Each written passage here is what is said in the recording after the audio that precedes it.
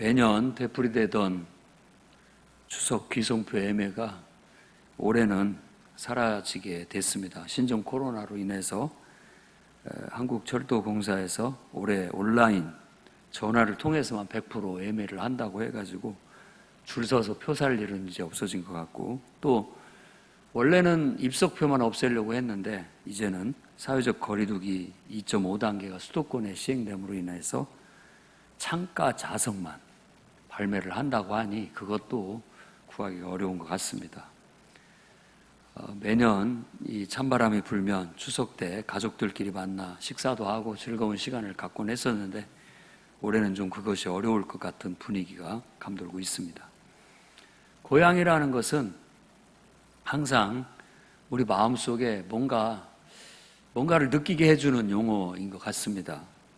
고향은 우리가 태어난 곳이기도 하지만 사실 어떤 의미에서는 우리 인생이 가야 할 어떤 최종 종착지, 마음의 평안을 얻고 안식을 얻는 내 삶의 원래 자리로 돌아가는 듯한 그런 느낌으로 많이 느껴집니다. 그래서 어떤 사람은 인간도 연어처럼 강도는 약하지만 어느 정도 귀소 본능이 있다라고 그렇게 얘기합니다. 근데 성경에 그렇게 얘기하고 있어요. 그들이 나온 바 본향을 생각하였더라면 돌아갈 기회가 있었거니와 저희가 이제는 더 나은 본향을 사모하니 곧 하늘에 있는 것이다. 그래서 많은 문학이나 예술가들도 고향을 자기가 태어난 곳만을 생각하지 않습니다. 우리 인간이 궁극적으로 돌아가야 할 곳, 이걸 고향이라는 말로 그렇게 묘사를 합니다. 그것은 하늘에 있습니다. 하나님께 돌아가야 비로소 우리가 고향에 도착을 하게 되는 겁니다. 왜냐? 우리는 하나님께로부터 태어났고 다시 하나님께로 돌아가야 진정한 안식과 평안을 누릴 수 있기 때문에 그렇다는 것입니다. 오늘 야곱은 가족들을 데리고 고향 땅으로 돌아가기 위해서 라반에게 거의 도망치듯이 나아가게 됩니다. 3일이 지난 후에야 라반은 그 사실을 알게 되었고 7일을 추적하여 쫓아가가지고 막 화가 씩씩 나가지고 분노의 추격전을 벌려서 7일 만에 야곱이 간 길르앗에 도착을 하여 그를 대면하게 됩니다. 하나님은 라반에게 꿈에 나타나셔서 야곱을 해치지 말라라는 경고를 주심으로써 야곱을 보호하십니다. 저는 오늘 이 본문의 이야기를 통해서 다음과 같은 하나님의 말씀을 여러분에게 전하고자 합니다. 첫째는 세상에서 나와 하나님께 피신하시기 바랍니다. 지금 코로나19 때문에 언제 우리가 이 코로나를 피해서 살아갈 수 있을까 오매불망 그날만을 고대하고 있습니다. 오늘 본문 말씀에도 야곱이 뭔가를 피해서 도망한 것으로 묘사를 하고 있어요. 그냥 간 게 아니라 뭔가를 막 바삐 급하게 도망쳐 가듯이 가는 모습으로 묘사를 하고 있다는 겁니다. 아내들을 설득했고 동의를 얻어냈습니다. 그러자마자 즉각적으로 그 하나님의 명령을 따라 바로 약속의 땅, 다시 고향 땅으로 돌아가는 길을 바로 결단해서 행동에 옮기게 됩니다. 과감한 결단, 그리고 신속한 실행, 그리고 긴박한 탈출. 야곱과 그의 가족들은 쫓기듯이 달려가서 결국 유프라테스 강 상류를 건넜습니다. 우리 옛말에도 물 건너갔다라고 하면 이미 어떤 분기점을 넘어섰다라는 의미를 갖습니다. 그들이 바로 유프라테스 강을 건너버렸어요. 그래서 비로소 거기에서 멈추면서 안도감을 좀 가졌던 것 같습니다. 사실 이 이야기를 이렇게 가만히 생각해 보면 이 장면은 모세가 기록한 창출 내민신 이 오경의 가장 큰 중심에 있는 바로 출애굽, 탈출 이야기를 떠올리게 만들어줍니다. 지금 이 야곱은 탈출을 했거든요. 이스라엘 백성도 바로 이집트에서 탈출을 한 것이 바로 출애굽의 역사인 것입니다. 어떤 도망이라든지 탈출이라는 말은 원래 좋지 않은 곳 혹은 해로운 곳에서부터 벗어나기 위해서 다른 곳으로 옮겨간다라는 그런 의미를 갖고 있습니다. 야곱이 지금 살고 있는 이 바단 아람 외삼촌의 집은 그가 있어야 할 곳이 아니라는 말입니다. 자기가 있어야 할 곳이 아니라고 느낀 것입니다. 사실 그곳은 자기가 범죄함으로 그 죄값으로 지금 살고 있는 곳이에요. 죄의 어떤 종이 돼서 그 바단 아람에서 외삼촌 집에 살고 머물고 있다라는 걸 알 수 있습니다. 그곳에서 하나님은 나타나셔서 다시 원래 있는 고향으로 돌아가라라는 명령을 그에게 주게 됐고, 야곱은 그 말씀을 듣고 깨달아, 이곳은 내가 있어야 할 곳이 아니다. 내가 있어야 할 곳은 바로 하나님이 약속하신 그 땅이다. 아버지의 땅, 아버지의 집, 고향집으로 돌아가야 된다라는 확신을 갖게 된 겁니다. 그래서 결국은 그는 결단하고 바로 그곳에서 탈출을 시도했던 겁니다. 성경은 인간이 지금 살아가고 있는 이 세상은 인간이 있어야 할 곳이 아니라고 그렇게 규정하고 있습니다. 그리고 우리가 지금 살아가고 있는 이 세상은 죄의 종으로 살고 있는 것으로 묘사를 하고, 또 원수 마귀 사탄의 노예가 돼서 살아가고 있다라고 그렇게 규명합니다. 그러니 거기에서부터 우리는 도망 나와야 된다라는 거예요. 거기서부터 피해 나와야 된다라고 성경은 우리에게 깨우치고 있는 거예요. 누구든지 이 땅에서 태어났을 때 사람이 결국 우리 인간이 있어야 할 곳은 에덴 동산과 같은 하나님의 임재가 있는 곳이어야 되는데, 하나님이 약속하신 그런 하나님의 임재가 있는, 하나님이 통치하시는 그 영역이어야 되는데, 우리가 범죄함으로 인하여 하나님을 떠나 에덴의 동편으로 나아갔던 것처럼 우리가 있어야 할 곳이 아닌 곳에서 죄값을 치르면서 어떻게 보면 죄 때문에 죄 속에서 살아가고 있는 것이 인생의 모습이라고 보여주고 있는 것입니다. 그래서 하나님은 지금도 모든 사람들의 마음의 문을 두드리면서, 야, 거기는 네가 살 집이 아니야. 빨리 탈출해라. 그곳에서 나오라 라고 말씀하고 있다는 것을 깨달으시기를 바랍니다. 오늘도 우리는 그 음성을 듣고 그 말을 듣고 그분을 받아들여서 그 말씀대로 우리가 그 세상에서 나와 하나님께로 도망친 우리는 믿음에 구원받은 사람이라는 걸 믿습니다. 그러나 아직도 세상이 자기가 살 집이 아님에도 불구하고 그 가운데서 죄의 종이 되어 사탄의 노예가 되어 고생하면서 살아가고 있는 그 인생이 마치 야곱이 외삼촌 라반의 집에서 죄값으로 고생하면서 살아가고 있는 모습과 같다라는 겁니다. 우리는 그것을 보고 안타까이 여기며 하나님의 일꾼이 되어 가가지고 그들 마음의 문을 두드리고, 이곳은 우리가 살 곳이 아니다. 하나님이 나오라고 하신다. 모세처럼 우리는 가야 될 줄로 믿습니다. 아멘입니까? 사람들이 다가가서 여기는 우리가 살 곳이 아니다. 우리가 살아야 할 곳으로 우리는 돌아가야 된다. 빨리 탈출해라. 도망 나와라. 그래서 하나님의 품으로 우리는 피해 가야 된다. 그분의 임재가 있는 땅으로, 그 약속의 땅으로 나아가야 된다라고 우리는 메시지를 전해야 되겠습니다. 출애굽기 7장 16절에 그에게 이르기를, 히브리 사람의 하나님 여호와께서 나를 왕에게 보내어 이르시되 내 백성을 보내라. 그러면 그들이 광야에서 나를 섬길 것이니라 하였으나 이제까지 내가 듣지 아니하였도다 라고 말하고 있습니다. 인간이 원래 있어야 할 곳은 하나님입니다. 왜? 하나님께로부터 왔으니까. 그러니까 우리가 돌아가야 할 고향집은 하나님 품 안이에요. 하나님의 임재가 있는 곳이 우리가 돌아가야 할 본향인 것을 믿으시기 바랍니다.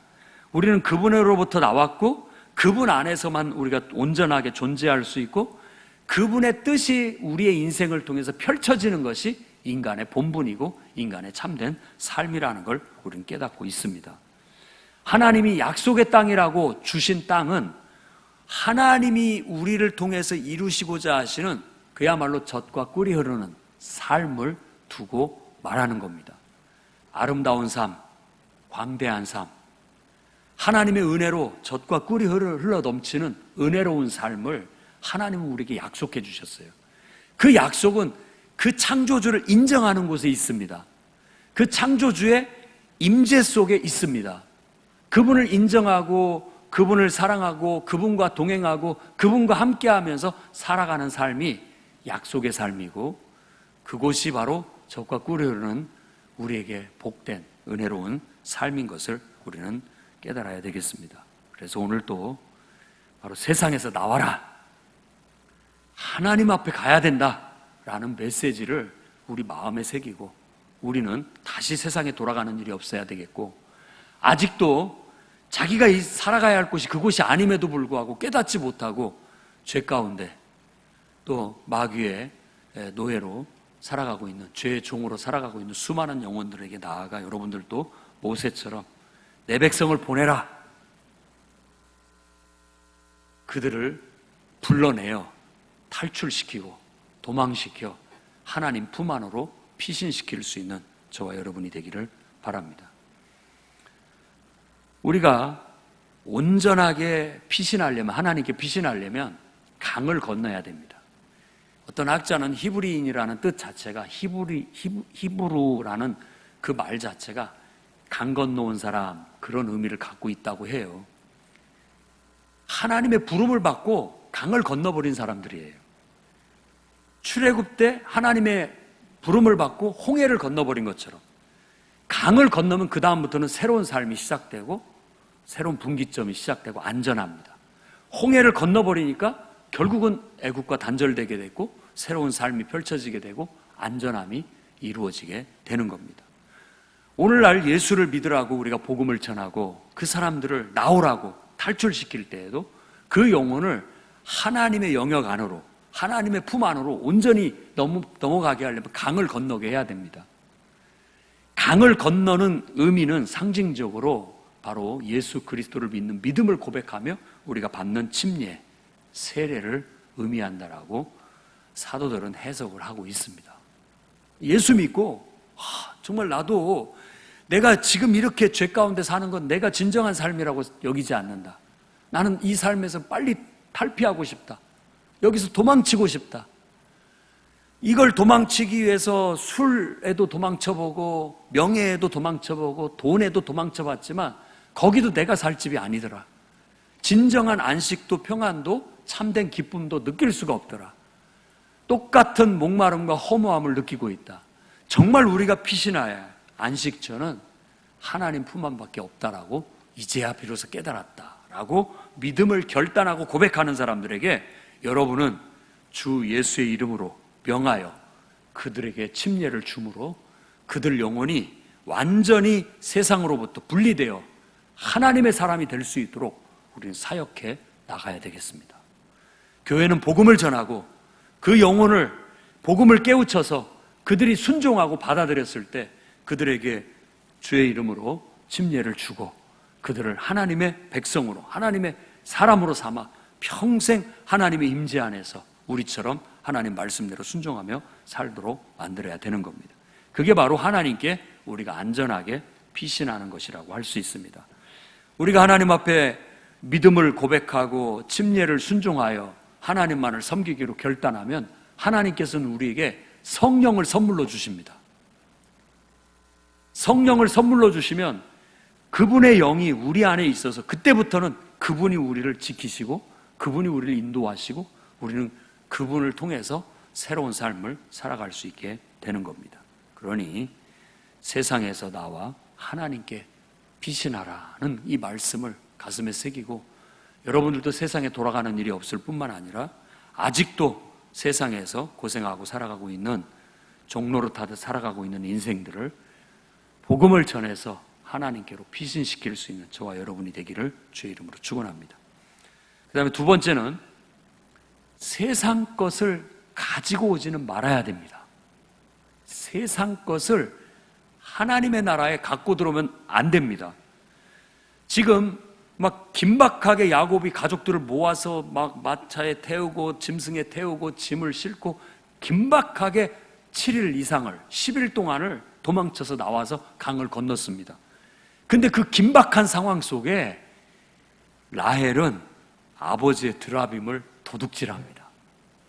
이 표현을 잘 기억하셔야 됩니다. 도둑질해 와요. 드라빔이라는 것은 자기 아버지 라반이 평소 애지중지하며 품고 살던 그 우상을 말합니다. 우상. 근데 그것은 늘 행운을 가져다 주는 우상으로 늘 품고 다니는, 한마디로 말하면 가정의 신주단지라고 할 수 있는 것입니다. 그런데 라헬은 아무튼 남편에게 충분히 설명을 들었어요.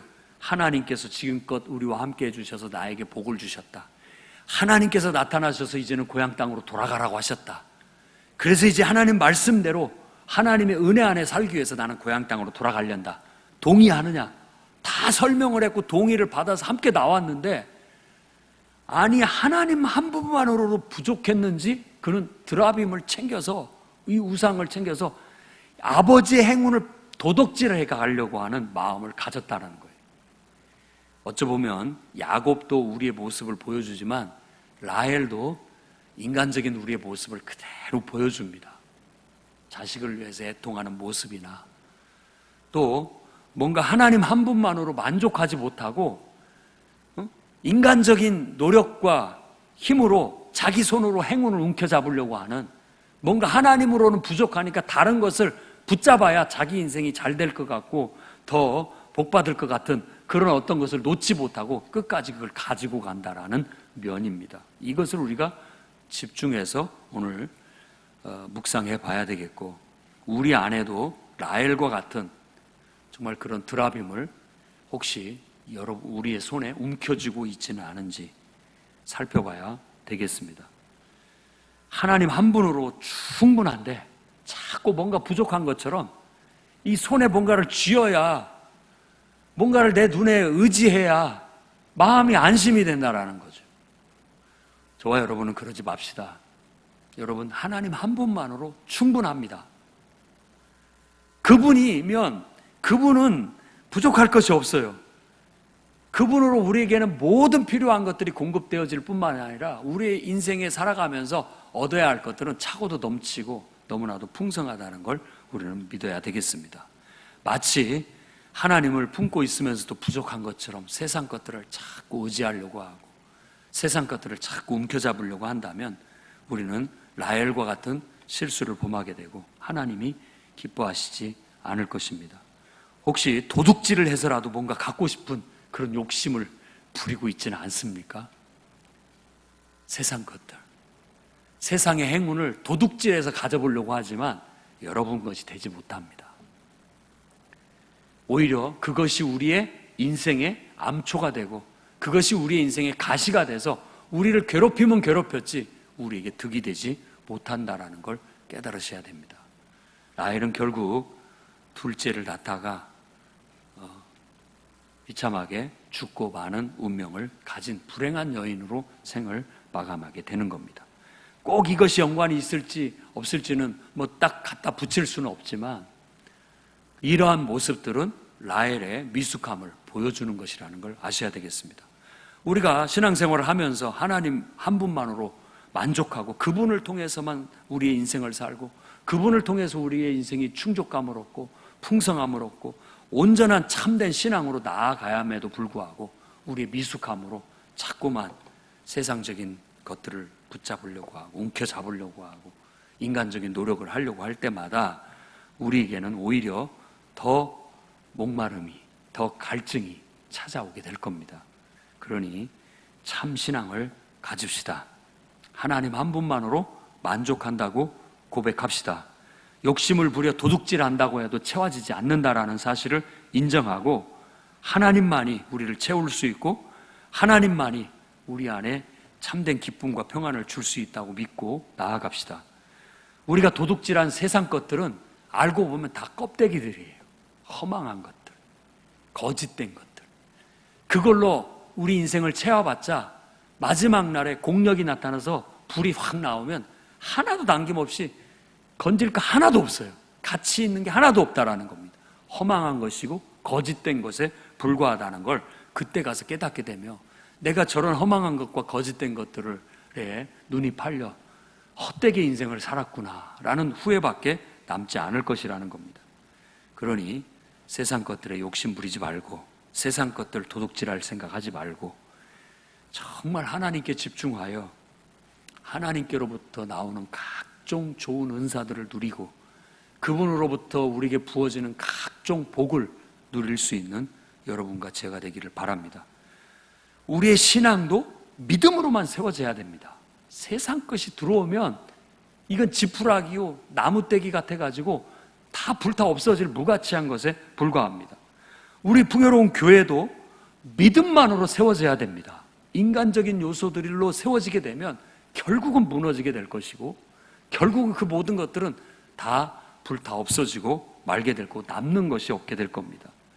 믿음으로 교회가 세워졌고, 믿음으로 한 영혼 한 영혼이 거듭나서 태어나게 되고, 믿음으로 한 영혼 한 영혼이 주님의 몸된 지체로 세워지면서 정말 하나님의 능력을 나타내고 하나님의 역사를 나타내는 거룩한 교회로, 믿음으로 세워진 힘 있는 교회로 이 세상에 역할을 해나갈 수 있기를 바랍니다. 그러니 세상 것들이 우리 믿음 안에 들어오지 않도록 욕심 부리지 말고, 또 세상 것들을 도둑질해서 하나님 몰래 여러분 안에 감춰두는 일이 없기를 바랍니다.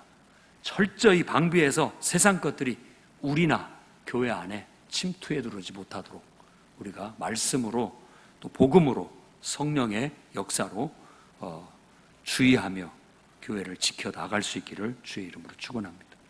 세 번째로는 하나님의 보호를 받는 성도가 됩시다. 하나님은 출애굽 때 바로에게 내 백성을 가게 하라 라고 명령하셨고, 결국은 바로는 하나님 앞에 굴복하여 이스라엘 백성을 내어줬습니다. 오늘 라반에게도 똑같이 하나님께서 꿈에 나타나셔서 야곱에게 선악간에 말하지 말라, 해롭게 하지 말라는 뜻입니다. 나쁘게 대하지 말라라고 꿈속에 엄중히 경고를 하시게 되었고, 쫓아올 때는 7일 동안을 막 쫓아올 때는 분노에 차서 분노에 추격을 해와서 만나면 당장에라도 이놈을 쳐 죽이겠다, 그리고 모든 걸 다 뺏어버리겠다라는 마음으로 달려왔겠지만 하나님의 경고를 받고 꼬리를 내립니다. 바로 하나님께서 이렇게 개입하시는 것이죠. 사실 하나님께서 개입하셔서 도우시는 자들은 하나님 명령에 순종하는 자들입니다. 하나님 명령을 따라가고 하나님을 믿고 의지하는 사람들을 하나님은 너는 내 백성이다, 내가 너를 지키겠다, 내가 너와 함께 하겠다 라고 하면서 역사하신다는 사실입니다. 그러니 여러분의 인생에도 하나님이 개입하시기를 바라고, 하나님이 여러분을 보호하시고 여러분들 인생을 축복하시기를 원한다면 하나님께 믿음을 고백하고 하나님 뜻대로 순종하며 나아가시면 됩니다. 단순해요. 비법은 그냥 하나님 손 딱 잡고 하나님 없이는 나는 못 삽니다, 어디로 이끄시든지 저는 하나님만 따라가겠습니다 라는 믿음으로 결단하고 나아가면 하나님께서 여러분을 지키시고 보호하실 겁니다. 여러분에게 해를 끼칠 사람에게 꿈에 나타나시고 또 천사를 보내셔서 그들을 경고하시고 여러분의 대적을 막아주시고, 또 여러분들의 앞길을 열어서 홍해를 열어주시듯이 꽉 막힌 앞길을 헐쩍 열어서 갈 길을 열어주시고, 목이 마를 때는 반석에서 물을 내게 하시고, 배고플 때는 하늘에 만나를 내리고, 고기가 먹고 싶을 때는 메추라기 떼를 바람으로 불어 우리에게 떨어뜨리게 하심으로써 먹게 하시는 그런 하나님이라는 사실을 믿으시기 바랍니다. 우리가 믿음으로 결단하고 이제 하나님의 보호를 받는 성도가 되었음에도 불구하고 하나님께 믿음이 온전히 고백되지 못하고 온전한 마음으로 순종하지 못하게 된다면 이와 같은 하나님의 보호하심을 경험하지 못하게 되는 거예요. 우리의 삶에 하나님의 돌보심이, 하나님의 역사하심을 경험하고 살고 있는지, 하나님의 보호받는 성도로 나는 어제도 하나님께서 나를 보호하셨다는 간증이 있고 오늘도 하나님께서 나를 보호하시고 인도하셨다라는 체험이 있다라고 말할 수 있는 성도들이신지 한번 돌아보시기 바랍니다. 무엇이 문제입니까? 온전한 믿음이 없지는 않습니까? 100% 온전히 순종하고 있지는 않은지 한번 돌아봅시다. 온전한 순종이 우리의 삶의 능력의 비결입니다. 어설픈 순종이 아니라 어린아이처럼 100% 하나님 앞에 맡기고 믿고 순종해 나가게 된다면 그만큼 하나님은 우리를 온전하게 지키시고 보호하시고 우리에게 축복을 내려주십니다. 때를 따라 천사를 보내주시기도 하고 때를 따라 홍해를 가르는 기적을 나타내시기도 하고 만나를 내려주시는 기적을 나타내시기도 하고 메추라기 떼를 보내는 기적을 나타내시기도 하고 우리의 대적을 하나님 우리 앞에서 다 물리치시는 기적과 능력을 나타내시기도 한다라는 걸 우리가 믿어야 되겠습니다. 오늘 온전한 믿음과 100% 온전한 순종으로 하나님의 보호를 받는 능력 있는 성도의 삶을 살아가시기를 주의 이름으로 축원합니다. 기도하겠습니다.